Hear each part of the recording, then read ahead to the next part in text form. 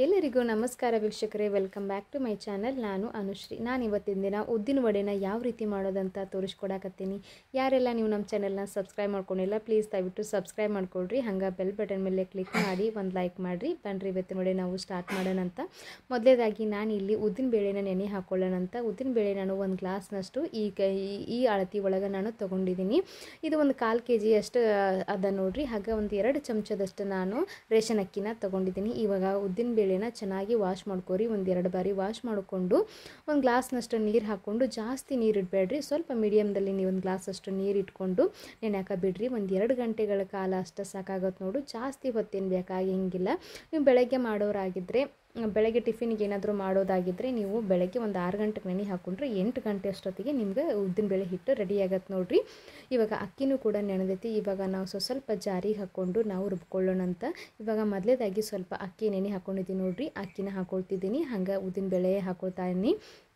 ಇವೆರಡೂ ಹಾಕ್ಕೊಂಡ್ಬಿಟ್ಟು ನಾವು ಸ್ವಲ್ಪ ತರಿಯಾಗಿ ರುಬ್ಕೊಳ್ಳೋಣಂತ. ಅಂದರೆ ನೀರೇನು ಹಾಕೋಬೇಡ್ರಿ, ಯಾಕಂದ್ರೆ ಹಸಿ ಇರುತ್ತೆ ನೋಡಿರಿ. ಸೊ ಮೊದಲೇ ನಾವು ನೀರು ಹಾಕ್ಕೊಂಡ್ಬಿಟ್ಟು ಬಂದ್ರೆ ಹಿಟ್ಟು ತೆಳ್ಳಗೆ ಬರುತ್ತೆ. ಸೊ ಹಾಗಾಗಿ ಇವಾಗ ನೋಡಿರಿ ಒಂದು 2 ಚಮಚದಷ್ಟು ಅಷ್ಟೇ ನೀರು ಹಾಕ್ಕೊಳ್ತಾ ಇದ್ದೀನಿ. ಇಷ್ಟೇ ನೀರು ಹಾಕ್ಕೊಂಡು ನಾವು ಗಟ್ಟಿಯಾಗಿ ನಾವು ಹಿಟ್ಟನ್ನು ರುಬ್ಕೊಳ್ಳೋಣಂತ. ಜಾಸ್ತಿ ನೀರು ಹಾಕ್ಕೊಂಡು ತೆಳ್ಳಗೆ ಮಾಡಿಕೊಂಡ್ರೆ ವಡೆ ತಟ್ಟಕ್ಕೆ ಬರೋಂಗಿಲ್ಲ ನೋಡಿರಿ.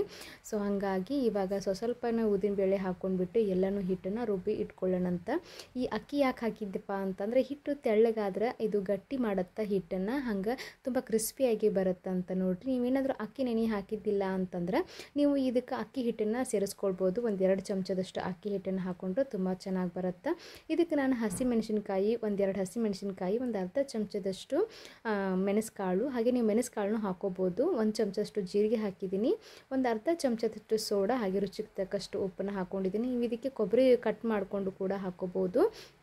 ಇವಾಗ ಹಿಟ್ಟನ್ನು ನಾವು ತುಂಬ ಚೆನ್ನಾಗಿ ಕಲಿಸ್ಕೊಳ್ಳೋಣ ಅಂತ. ಒಂದು 4 ರಿಂದ 5 ನಿಮಿಷದವರೆಗೂ ನೀವು ಹಿಟ್ಟನ್ನು ಚೆನ್ನಾಗಿ ಗಟ್ಟಿಯಾಗಿ ಬರೋವರೆಗೂ ನೀವು ಕಲಿಸ್ಕೊಳ್ಬೇಕಾಗತ್ತೆ. ಇವಾಗ ನೀವು ಹೆಂಗೆ ಕಲಿಸಿರ್ತೀರಿ ನೋಡಿರಿ, ಆವಾಗ ಇನ್ನೂ ಸ್ವಲ್ಪ ಗಟ್ಟಿಯಾಗಿ ಬರುತ್ತೆ ಹಿಟ್ಟನ್ನು ಜಾಸ್ತಿ ಚೆನ್ನಾಗಿ ಕಲಿಸ್ಕೊಳ್ರಿ, ಅಂದರೆ ವಡೆ ತುಂಬ ಚೆನ್ನಾಗಿ ಬರುತ್ತೆ. ಸ್ವಲ್ಪ ಕೊತ್ತಂಬರಿ ಸೊಪ್ಪು ಹಾಕ್ಕೊಂಡು ಇನ್ನೂ ಸ್ವಲ್ಪ ಚೆನ್ನಾಗಿ ಹಿಟ್ಟನ್ನು ಕಲಿಸ್ಕೊಳ್ಬೇಕಾಗತ್ತೆ.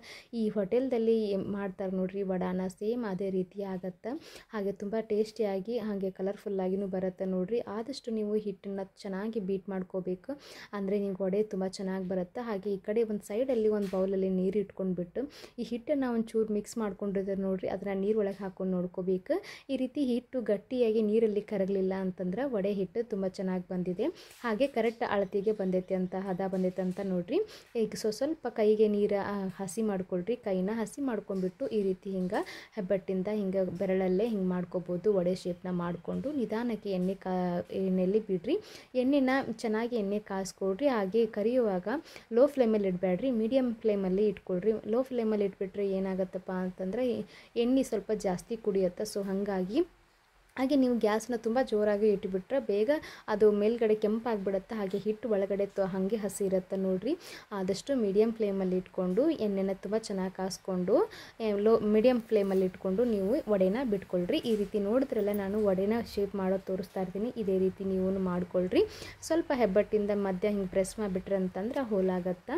ಈಗ ನೋಡಿರಿ, ತುಂಬ ಚೆನ್ನಾಗಿ ನಿಧಾನಕ್ಕೆ ಸ್ವಲ್ಪ ಮೇಲ್ಗಡೆ ಕೆಂಪಾದಿಂದಾಗ ನೀವು ಹೊಳಸಿ ಹಾಕ್ಕೊಂಡು ನಿಧಾನಕ್ಕೆ ಸ್ವಲ್ಪ ಎಣ್ಣೆಯಲ್ಲಿ ಕರ್ಕೊಳ್ಬೇಕಾಗತ್ತೆ. ಒಂದು 2 ನಿಮಿಷ ನೀವು ಎಣ್ಣೆಲೆ ಕರ್ಕೊಳ್ರಿ, 2 ರಿಂದ 3 ನಿಮಿಷ, ಅಂದರೆ ತುಂಬ ಚೆನ್ನಾಗಿ ಕೆಂಪಾಗಿ ಬರುತ್ತೆ ನೋಡಿರಿ.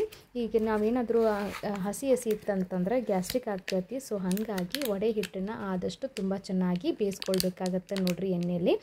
ಇವಾಗ ಇದನ್ನು ಸ್ವಲ್ಪ ನೀಟಾಗಿ ಎಲ್ಲನೂ ಚೆನ್ನಾಗಿ ಮಿಕ್ಸ್ ಮಾಡಿ ಹೊಳಸಿ ಹಾಕ್ಕೊಂಡು ಎಣ್ಣೆನ ಬಸ್ಕೊಳ್ಳೋಣಂತ. ಈ ರೀತಿ ವಡೆನ ನೀವು ಮನೇಲೇ ಸಿಂಪಲ್ಲಾಗಿ ಮಾಡ್ಕೋಬೋದು. ಹಾಗೆ ನಿಮಗೆ ವಡೆ ಮಾಡೋದು ತುಂಬ ಕಷ್ಟ ಅಂತ ಏನು ಅನ್ಸಂಗಿಲ್ಲ, ಹಾಗೆ ಎಣ್ಣೆನೂ ಜಾಸ್ತಿ ಏನು ಹೀರ್ಕೊಳ್ಳೋಂಗಿಲ್ಲ ನೋಡಿರಿ. ಇವು ನೋಡಿದ್ರಲ್ಲ, ಇವಾಗ ನಾನು ಎಣ್ಣೆನ ತುಂಬ ಚೆನ್ನಾಗಿ ಬಸ್ಕೊಳ್ಳೋಣಂತ. ಬಸ್ಕೊಂಡ್ಬಿಟ್ಟು ಒಂದು ಪ್ಲೇಟಿಗೆ ನಾನು ಹಾಕ್ಕೊಳ್ತಿದ್ದೀನಿ. ನೋಡಿದ್ರಲ್ಲ, ಈ ರೀತಿ ವಡೆನ ನೀವು ಮನೇಲೇ ಹೋಟೆಲ್ ಸ್ಟೈಲಲ್ಲಿ ವಡೆನ ಮಾಡ್ಕೋಬೋದು. ತುಂಬ ಚೆನ್ನಾಗಿ ಬಂದಿದೆ, ಹಾಗೆ ತುಂಬ ಕ್ರಿಸ್ಪಿಯಾಗಿ ಕೂಡ ಇದೆ ನೋಡಿರಿ. ನೋಡ್ತಾ ಇದ್ದೀರಲ್ಲ, ವಡೆ ತುಂಬ ಚೆನ್ನಾಗಿ ಹೋಲುತ್ಗೂ ತುಂಬ ಚೆನ್ನಾಗಿ ಬಂದಿದೆ. ಹಾಗೆ ನಿಮ್ಮ ದೊಡ್ಡ ಸೈಜು ಬೇಕಂದರೆ ದೊಡ್ಡ ಸೈಜಿಗೂ ಮಾಡ್ಕೋಬೋದು. ಹಾಗೆ ನಾನಿಲ್ಲಿ ಮೀಡಿಯಮ್ ಸೈಜ್ ಒಳಗೆ ನಾನು ವಡೆನ ಮಾಡ್ಕೊಂಡಿದ್ದೀನಿ ನೋಡಿರಿ. ತುಂಬ ಕ್ರಿಸ್ಪಿಯಾಗಿ ಹಾಗೆ ಸಾಫ್ಟಾಗಿ ಕೂಡ ಬಂದೈತಿ ನೋಡಿದ್ರಲ್ಲ. ಈ ರೀತಿ ವಡೆನ ಜೊತೆಗೆ ನೀವು ಚಟ್ನಿನ ಮಾಡ್ಕೋಬೋದು, ಕೊಬ್ಬರಿ ಚಟ್ನಿ ಅಥವಾ ಟೊಮೆಟೊ ಚಟ್ನಿನ ಕೂಡ ಮಾಡ್ಕೋಬೋದು. ತುಂಬ ಚೆನ್ನಾಗಿ ಅನಿಸುತ್ತೆ ನೋಡಿದ್ರಲ್ಲ. ವಡೆನ ಯಾವ ರೀತಿ ಮಾಡೋದಂತ ತೋರಿಸ್ಕೊಟ್ಟಿನಿ. ಉದ್ದಿನ ವಡೆನ ಯಾರೆಲ್ಲ ನೀವು ನಮ್ಮ ಚಾನಲ್ನ ಸಬ್ಸ್ಕ್ರೈಬ್ ಮಾಡ್ಕೊಂಡಿಲ್ಲ ನೋಡಿರಿ, ಪ್ಲೀಸ್ ದಯವಿಟ್ಟು ಸಬ್ಸ್ಕ್ರೈಬ್ ಮಾಡ್ಕೊಳ್ರಿ. ಹಂಗೆ ಬೆಲ್ ಬಟನ್ ಮೇಲೆ ಕ್ಲಿಕ್ ಮಾಡಿ ಒಂದು ಲೈಕ್ ಮಾಡಿರಿ. ನಾನು ಮತ್ತೆ ಮುಂದಿನ ವಿಡಿಯೋದಾಗ ಸಿಗ್ತೀನಂತ. ನಮಸ್ಕಾರ ರೀ. ಅಲ್ಲಿವರೆಗೂ ನೀವು ಇದನ್ನು ಒಂದು ಸರಿ ಟ್ರೈ ಮಾಡಿರಿ, ಹೆಂಗೆ ಅನಿಸ್ತಂತ ನಮಗೂ ಸ್ವಲ್ಪ ಹೇಳ್ರಿ. ಮತ್ತೆ ಸಿಗ್ತೀನಂತ. ನಮಸ್ಕಾರ ರೀ.